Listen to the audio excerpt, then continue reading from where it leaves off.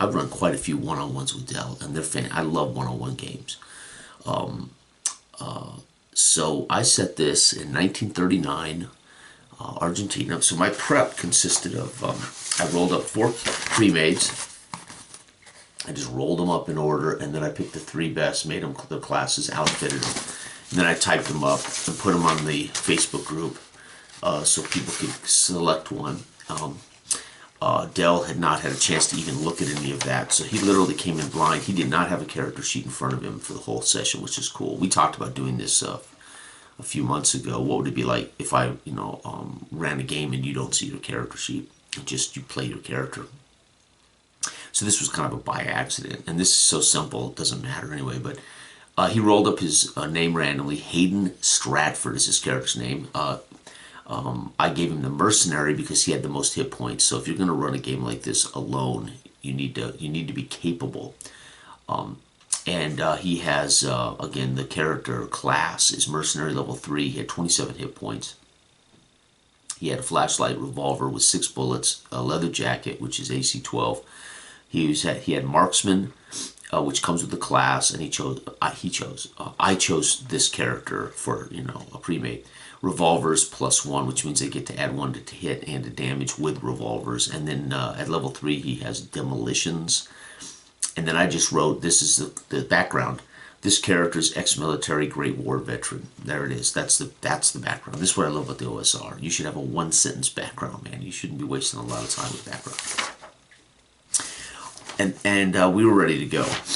And I had set this up to use both the naive narrator random seed generator that I've been using almost exclusively for all my games, but I did want to set this up like a movie. So I did just 5 index cards.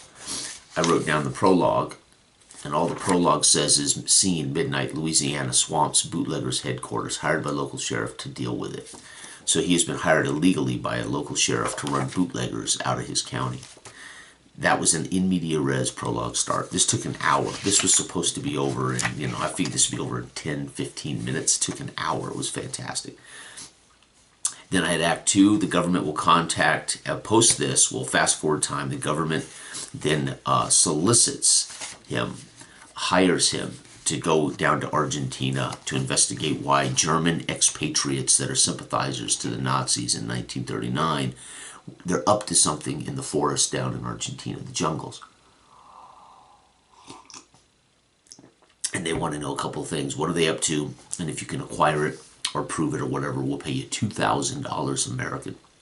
And what's amazing about that is this would have been almost 5 years worth of income for him.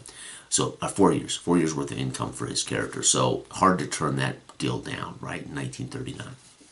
And yes, there is money in the book. The money does talk about roughly what people earn.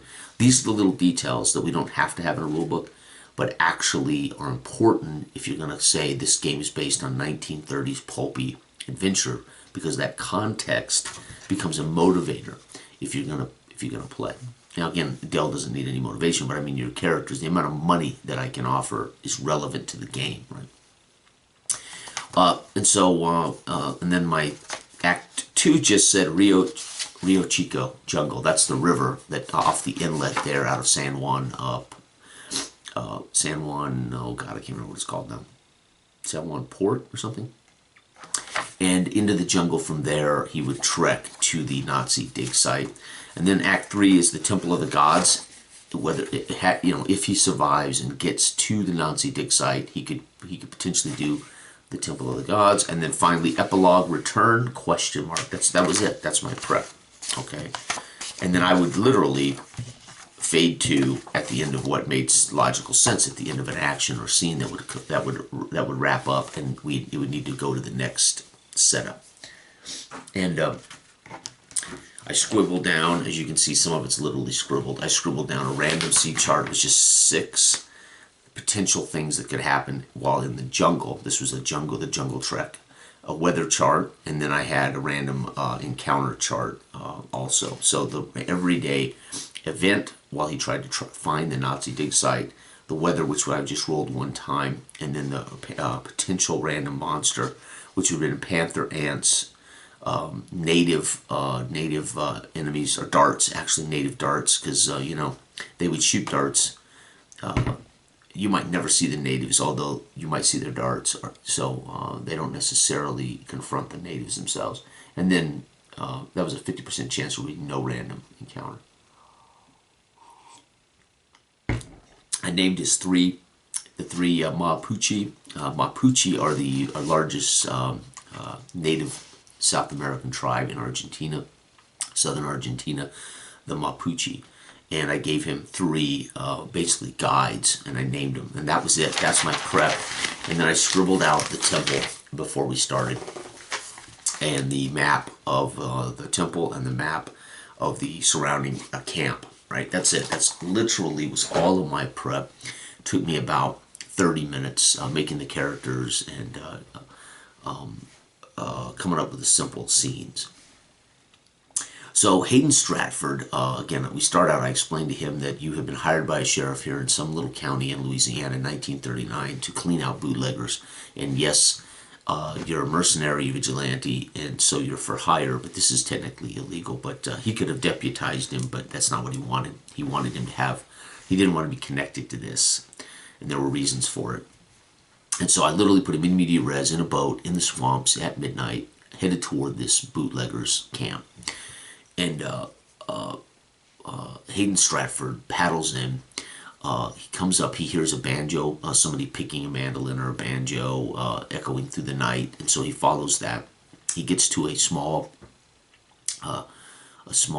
dock where there's boats moored to this swamp dock, right? I mean, it's raised over the swamp water, and of course there's a couple of large huts with no doors, no windows. He sneaks up onto that. He comes to the back window, peeks in, and he finds a big guy that's whittling, another guy sleeping on a cot by the front door, the opposite front door.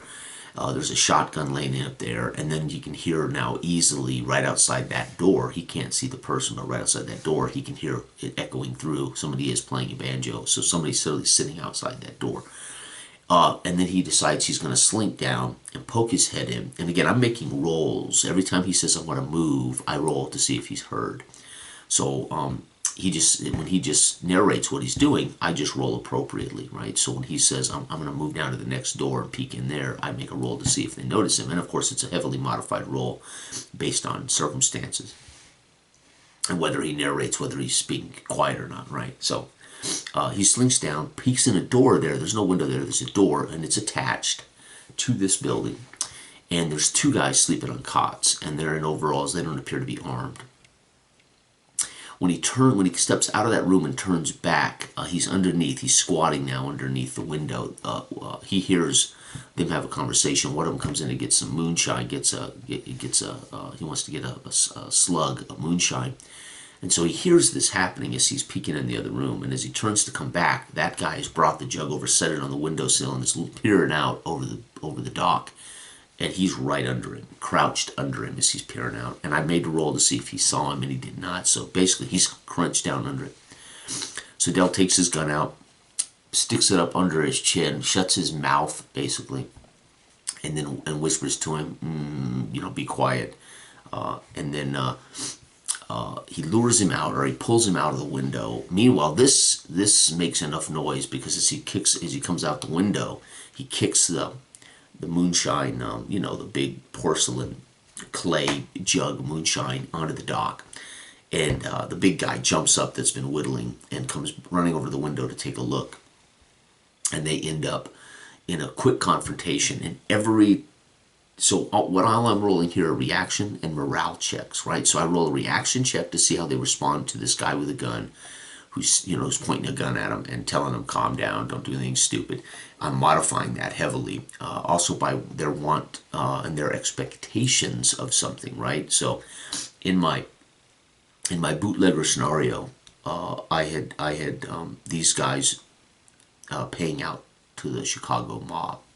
And so they were expecting trouble from the mob potentially any time. So they didn't know who was out there with him and who this guy was. He wasn't the sheriff. He wasn't wearing a badge.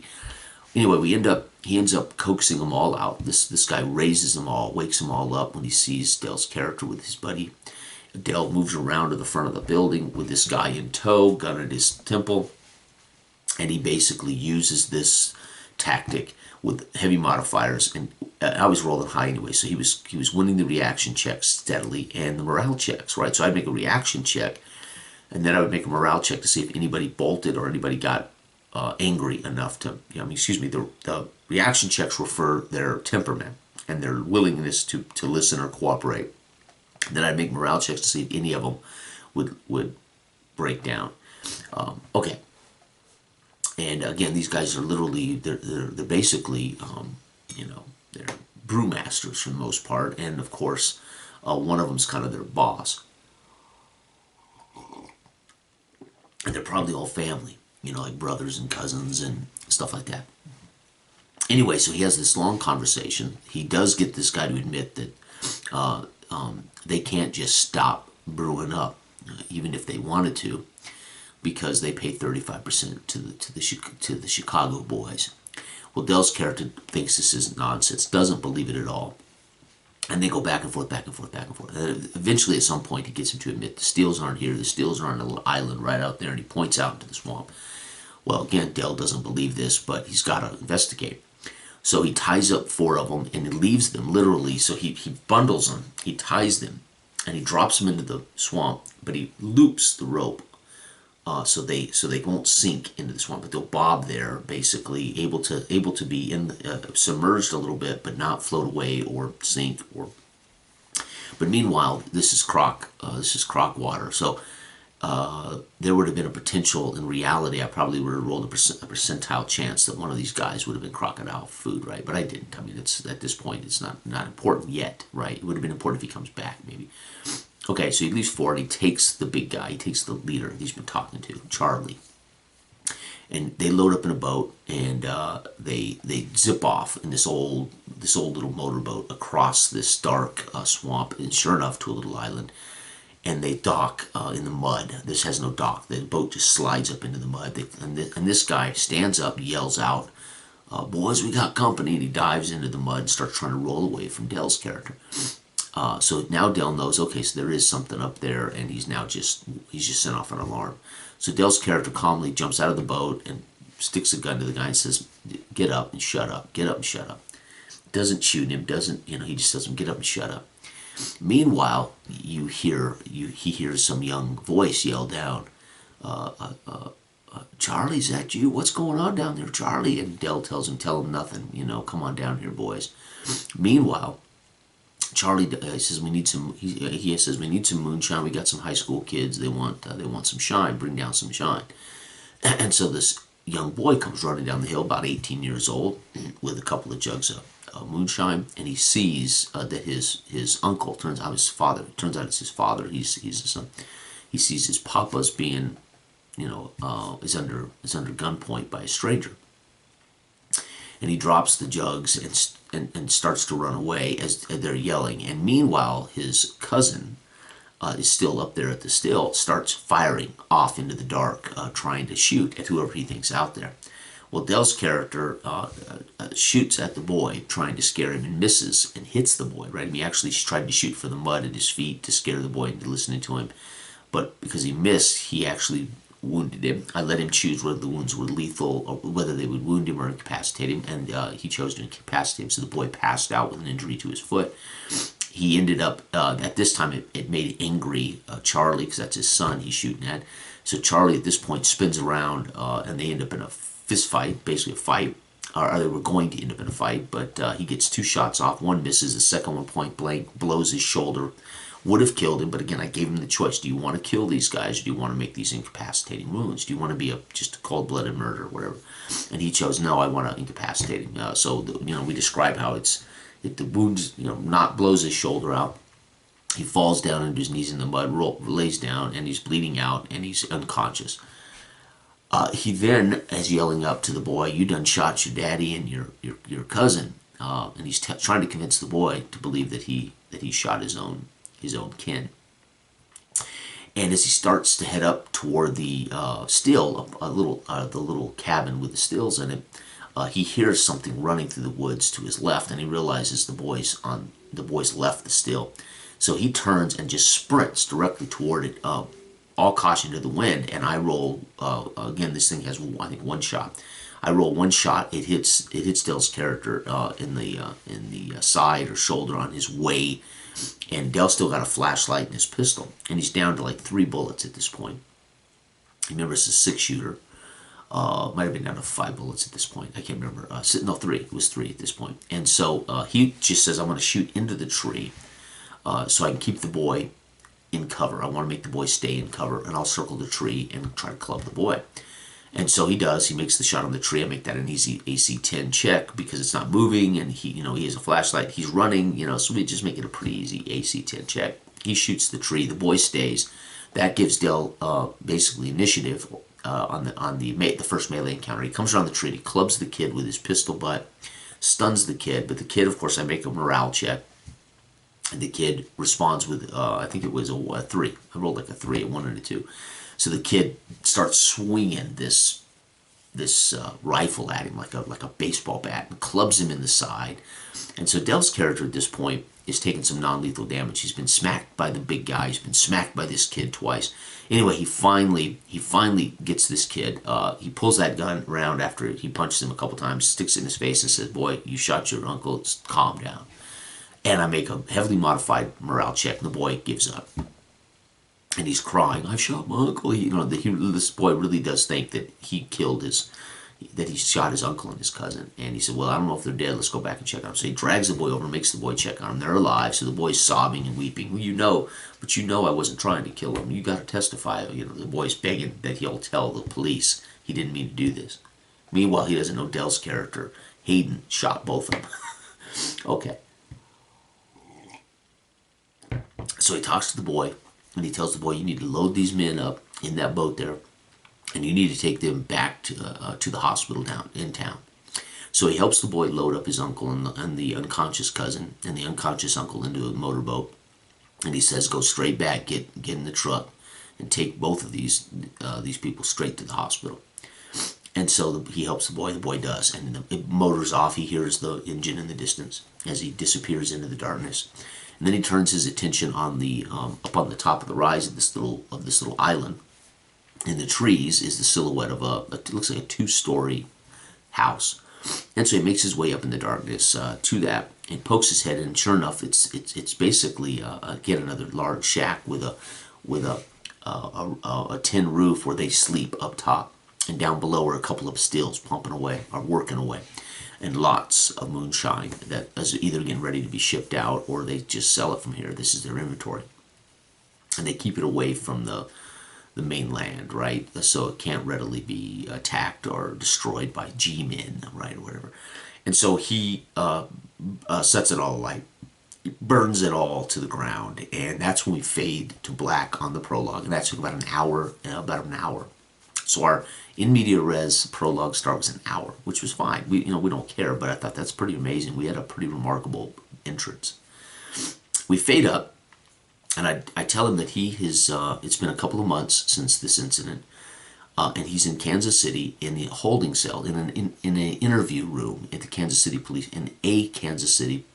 Department. He has been picked up by 2 government men in dark suits.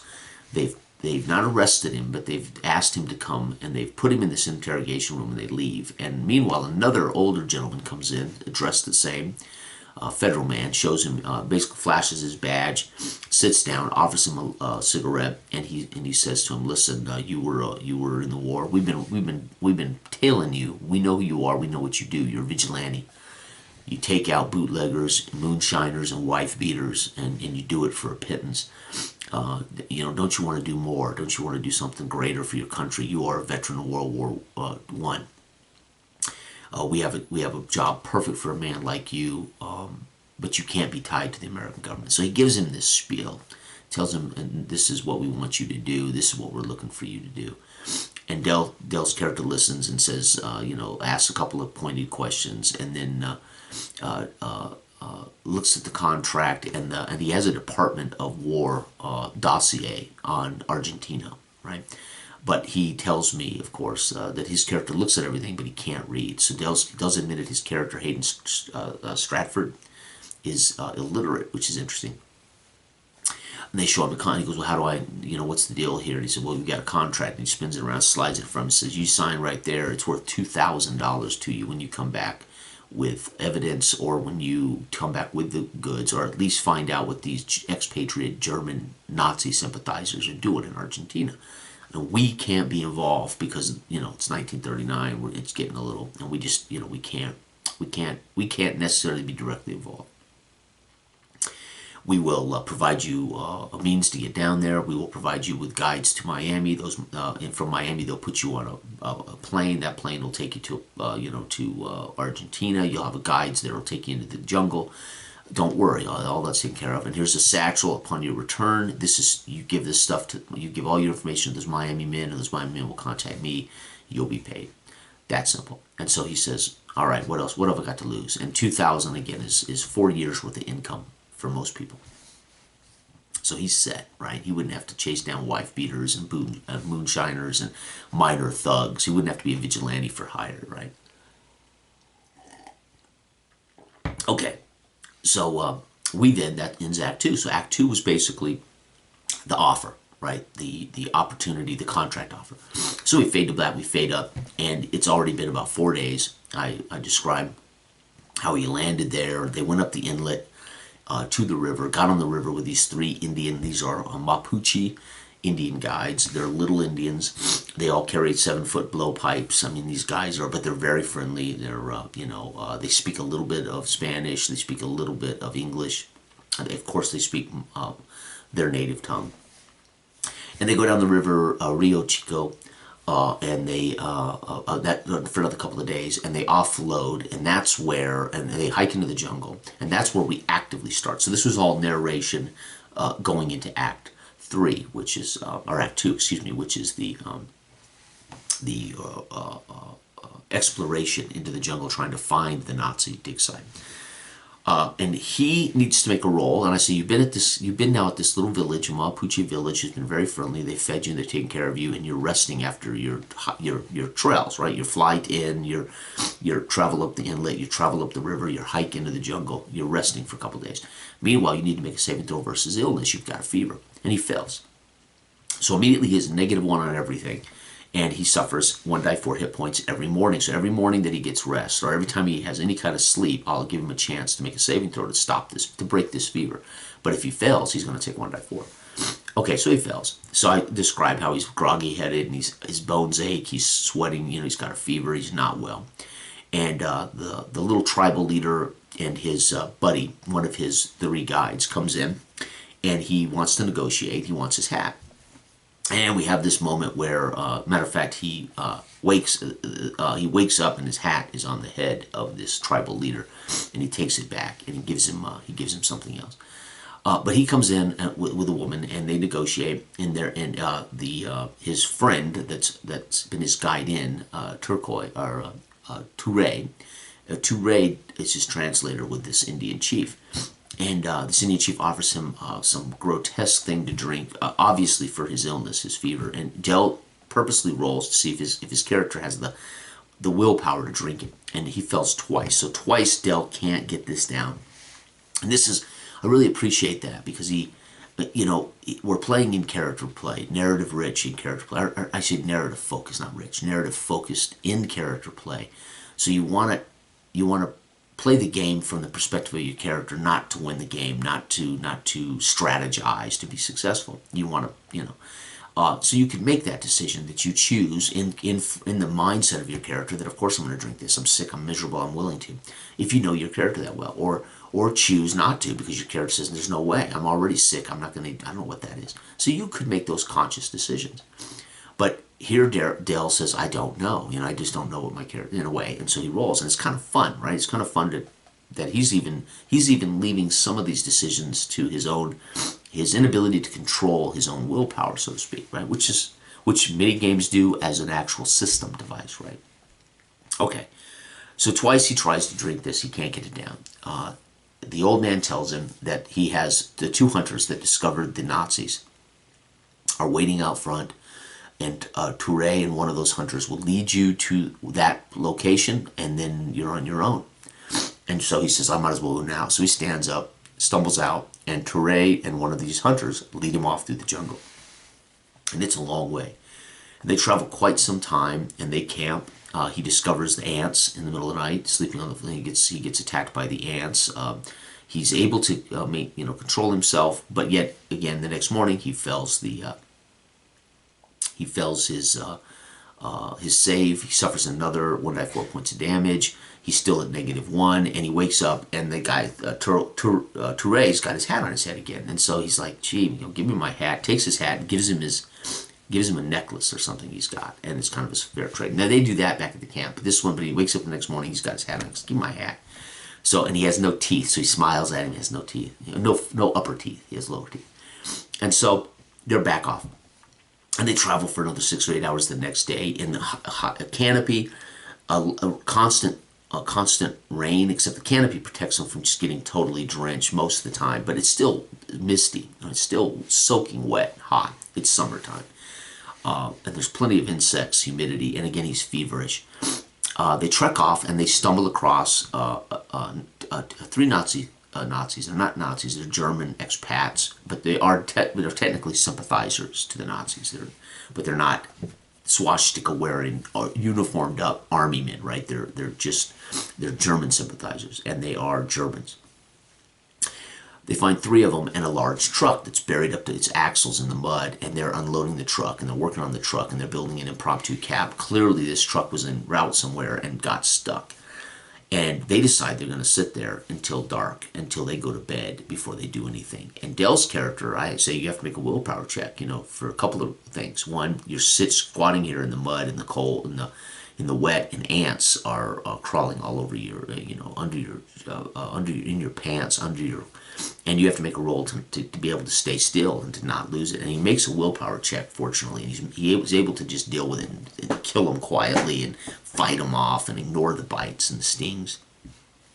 But he does suffer another 1 die 4 points of damage, ultimately it's stress damage, right? Because this is unbearable.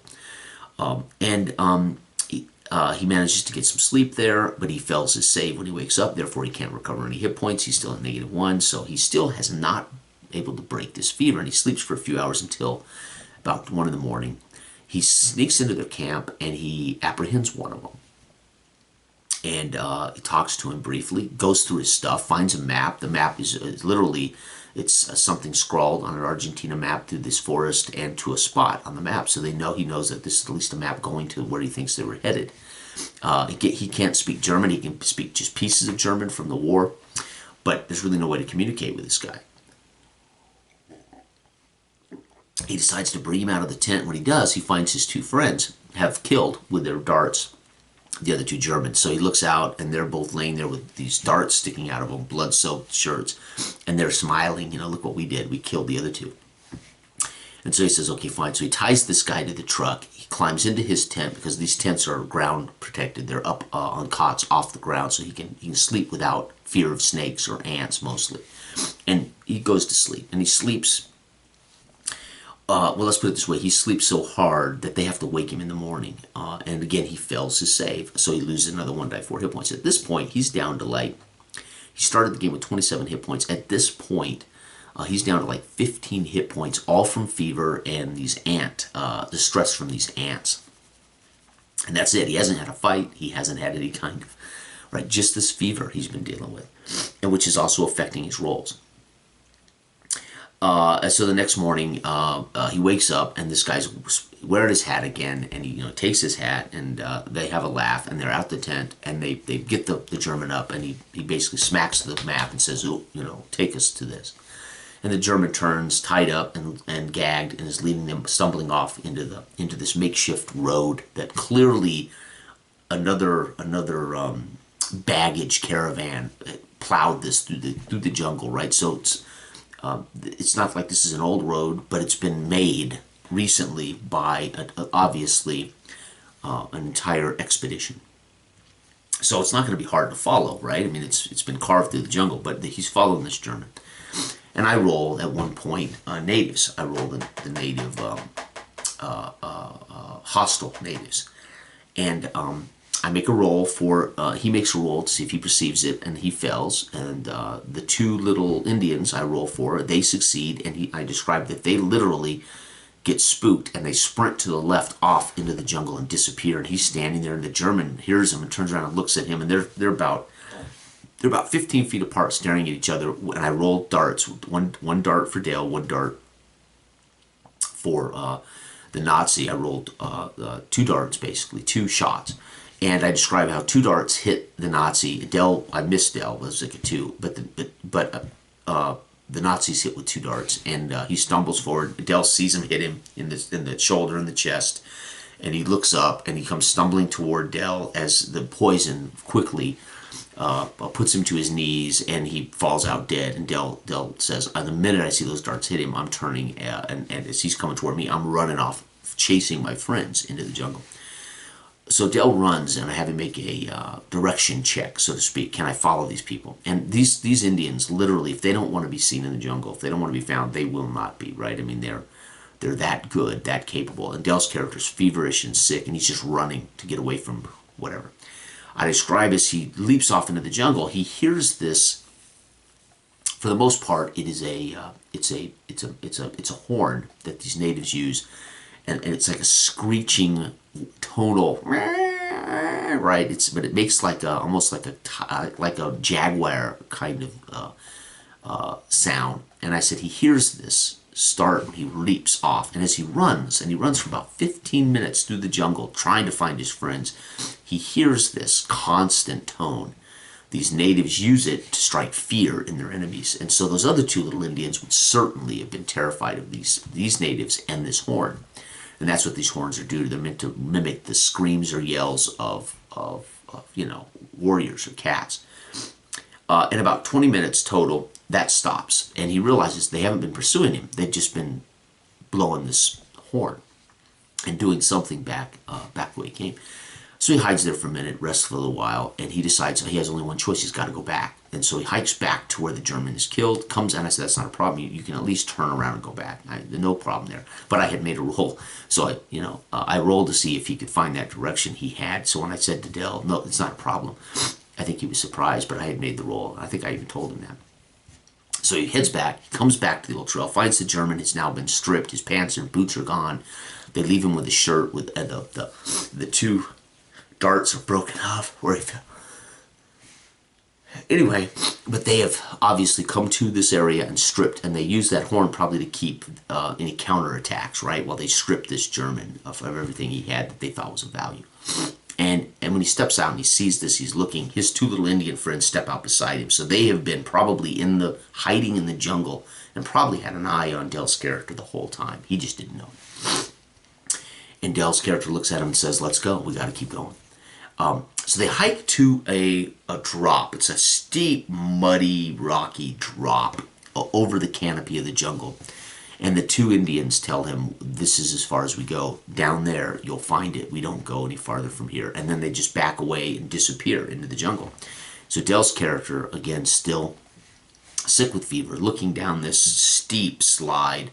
He can hear the roaring of a river below. And it's so loud that you can't really hear anything else. And so he says, okay, start down. So he slides down, starts down. He gets to the bottom. He starts hiking along the river. And he can see the top of a stone temple to his left. So he starts hiking that way along this, but it's on the other side of the river. He hikes on for ways, and I described to him, you come to an area where you now start to see the temple clearly. It looks like it's only about 25 to 30 feet high. You can see tents around it. You can see mules and horses on the other side, moored and pinned up. And you can see human beings, white men, walking around. Meanwhile, you can see a bridge. It's been erected from this side of the river across this huge river that's roaring to the other side. You can't hear anything other than this river. And he said, well, I'm going to wait here till night, and then I'll go across, because he'll be exposed, utterly exposed on this bridge. Somebody's bound to see his body out there walking across this water in the horizon line, right, against the blue sky, above the trees. And he's kind of surprised that this old stone temple is only about 30 feet high, 25 feet high. So he says, I want to rest. And so he literally says, I'm going to sleep till night. And so he makes another roll to save, fails to save, takes another 1 die 4 hit points, and I think now he's down to 14 or 13.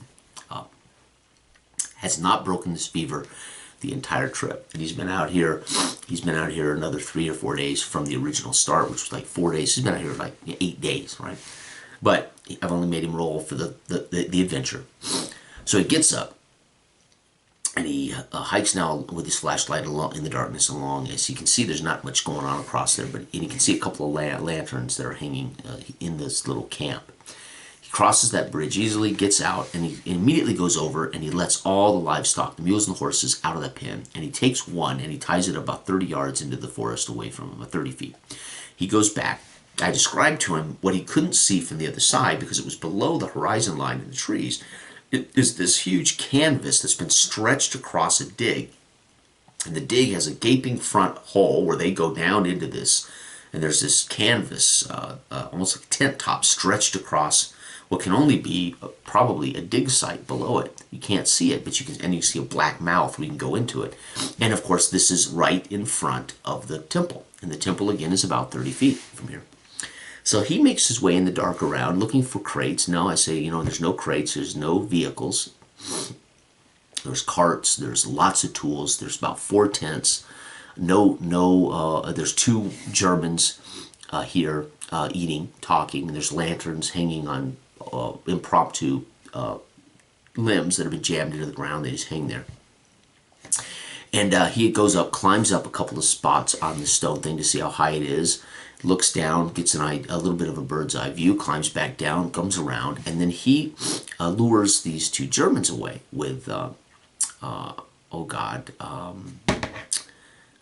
he sets the, and I explained to him that they have, to keep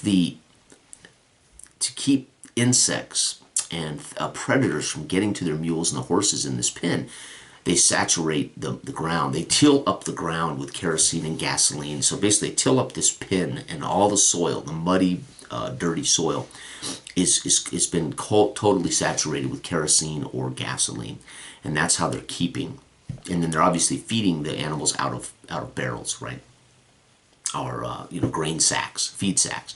But the ground is safe from predators coming and getting them, right? So they do this, whether it's smart or not, that's what they do to keep the insects away from their animals. So they poison the ground with kerosene or gasoline.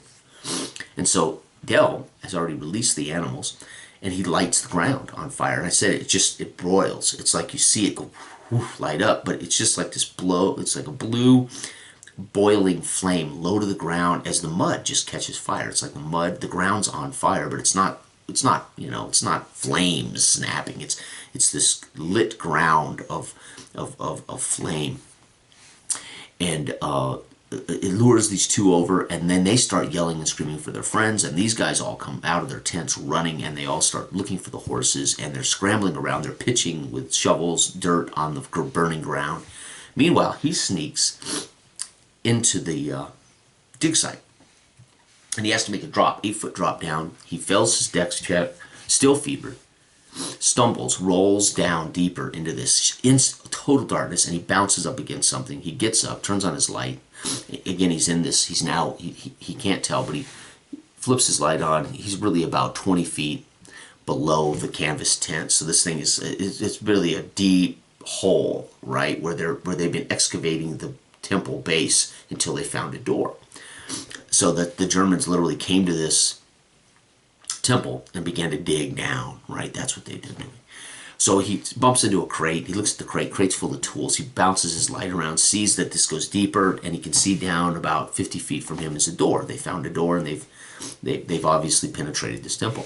So he slides down to this door, sees that they broke open enough of it that one person at a time can go through. And so he sneaks in. It's a really tight passage, about 6 feet wide, about 7 feet tall. I said, you feel very claustrophobic, and you feel like you have to duck, although it's 7 feet tall.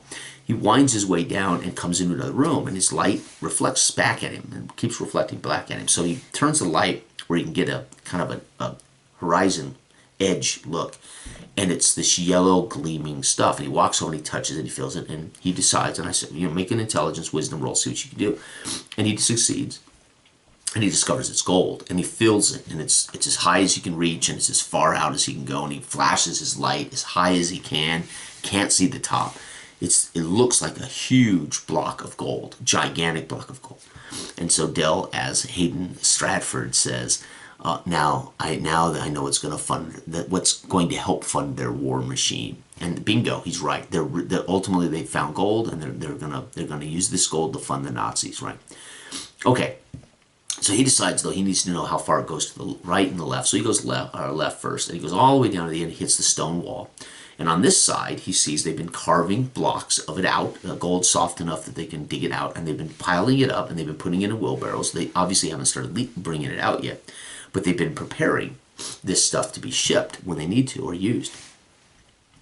And he goes all the way to the end, and at the end he can see now where it looks like at some point, maybe anywhere from 3, 4, 500,000 years, at some point somebody poured molten gold from the top up there, and it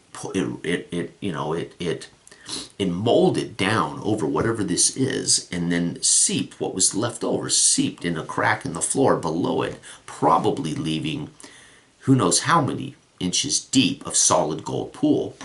Hardened now, of course, below this thing, and who knows how thick this gold is that saturates this whatever. And he can't see to the top, but he now knows that this was a molding, and that they literally poured molten gold. Whoever did, somebody did, Incas or Mayans or whoever the hell was here 1,000 years ago. He walks to the other end, discovers the same thing, comes to the end, sees the molding of the stone where kept the gold from coming outside that. And of course, there's no gold on the floor, therefore he discovers this lip where it must have poured, the excess must have poured down below. May have been recycled until it was fully, who knows, he doesn't know yet. But he cuts off some gold, grabs some gold, fills his pockets with it, and heads out. And he goes up to the top to see what's going on. And I say, you can hear them now. They're talking. It looks like two of them are arguing about something. They are literally covering the ground in new soil, trying to dampen this fire. They have collected up a couple of the horses and mules, but not all of them yet. And he said, well, I'm going to go over by that crate that I bumped into, and I'm going to curl up there, and I'm going to wait until they all go to bed. I'm going to rest. And I said, okay, you need to make a roll to see if you pass out from this fever and fatigue. And he failed it. So his character falls asleep, and I rolled 1d6 for how many hours his character would have been asleep. And I rolled a 1. So luckily for him, he falls asleep and wakes up an hour later, doesn't know what time it is confused. He also gets to make another save because he slept. So he fails that save, takes another 1d4 hit points, and I think now he's down to 15. I think, yeah, he's down to 15 now. And at this point, he doesn't know how long he's been sleeping, but he can't hear anything. There's no lights up, there's no lanterns lit, there's no sound. He comes to the top, feverish, and I make a roll to see if he sees a couple of the Nazis that are on guard, but they're not under lamps. They're not readily visible, and they're ultimately asleep on duty. But he doesn't see this, and he doesn't declare that he's looking for any Nazi soldiers, or any German soldiers that are guarding. But he looks at the tents. So meanwhile, I had rolled for a couple that weren't in tents that were supposed to be on duty, and because I failed the rolls, I basically made them nodding off, right? That's why they didn't see him come out, and it's dark. So he slinks under to the closest tent, goes under it, and there's one guy in here sleeping. He listens, hears snoring, he goes in, and he says, "I want to dispatch him," right? So he commits a little coup de grace, right? He slits his throat, and then out of that tent and goes to the next tent. And he comes into this one, and there's two sleeping. And he says, I want to do it to this one, but I'm going to leave that one alive. And I said, okay, so he does. And he gets out of this tent. And he says, now I'm going to go over to that pen. I'm going to grab a horse. I'm going to let all that livestock go. I'm going to grab a horse. I'm getting out of here. So he's moving. And meanwhile, every time he says he's going to move, I roll to see if anyone in camp hears something or he would see them. So there's two ways to handle, let's say, stealth, right?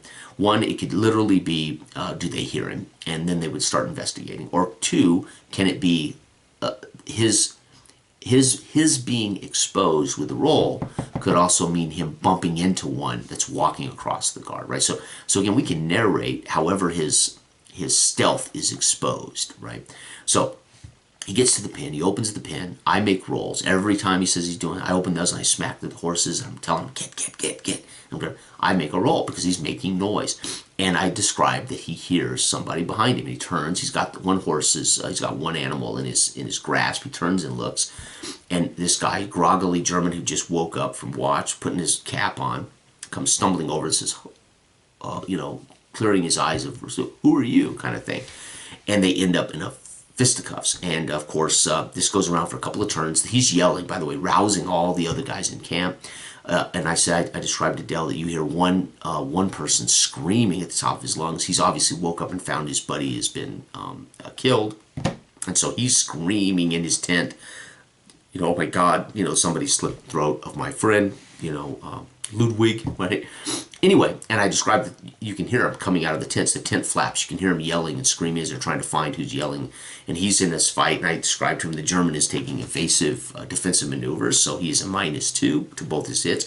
So he's swatting away Dell's stuff. Meanwhile, he can't hit Dell, and they're kind of having this very careful fight while the German is trying to rouse his friends. And I reminded Dell, you can still evade or flee. You don't have to fight these whatever Germans are left, right? Again, he thinks there's 7. He's killed 2. He's pretty certain there's 5. But meanwhile, there's 3 or 4 coming toward him. And so he says, yeah, I'm going to flee. And I say, all you have to do is escape this guy's hit. So I make a roll. The guy misses him. And Dell, because he has a horse, he on his turn, he leaps up on the horse and spurs this mount off into the darkness away. And again, they're not going to catch him on horseback, so there's no real pursuit. So he's riding. But I say, you're riding, literally just riding balls out in the jungle, in the darkness, and you can hear the river is loud, but the river's getting louder, louder, louder. And Dell says, I'm gonna pull that horse toward it, and we're gonna leap off into the river. And I fade to black. I say, okay, you splash into the river. The horse is screaming and whinnying as it's trying to paddle in this crazy river. You're loose and floating down the river. And we fade to black as he floats away downriver. And then I say, now let's narrate how this ends. And epilogue. So we fade up on the epilogue. In the epilogue, Dell says, I get out and I use my gold, all those gold little rocks, to barter my way back to civilization with all the Indians. And he tells the story how he floats to an edge, and of course some Indians that are fishing or whatever take him in, and they take care of him, and he eventually, gets well, and then he barters with them with the gold to take him to this, back to the city, and then back to the airport, and then back to Miami. And then in Miami, he delivers to the map and draws a new map on his journey with it. The first time he get his hands on paper and pencil and tries to, from memory, draw everything out, and delivers that to the Miami feds, and the Miami feds pay him his $2,000. And we end it with me describing the last we see him is he's hitchhiking up an old dirt road in Florida, and climbs into an old 1937 Ford pickup, and credits roll.